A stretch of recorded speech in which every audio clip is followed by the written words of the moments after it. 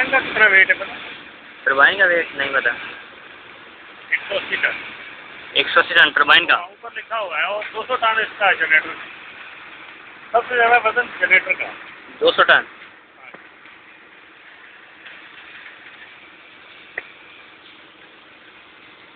अब ये ऊपर ले जाएंगे, हम ऊपर ले जाएंगे, इसी तरह लेके जाएंगे।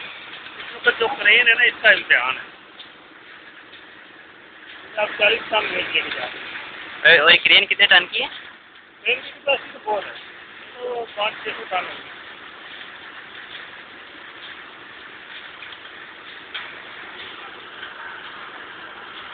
इसका वेट उस प्लेट पे लिखा होगा उसके। आप उठाते हुए फिल्म बना रहे हैं? अच्छा है, ये उसमें यार कंप्यूटर में बनाया। मैं वहाँ खड़ा हूँ, मेरी फिल्म बनेगी? बनेगी।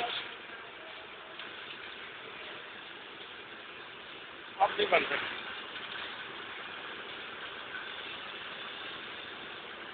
मेरी आवाज़ उसमें आ रही है। आवाज़ तो मेरी भी आ रही। ये रोटर का जो है 39 टन वेट है। 39 टन यानी एक टैंकर के बराबर, जो 40 टन का। आप याद रखें। ये फिल्म में भी आएगा, तब सुनेंगे।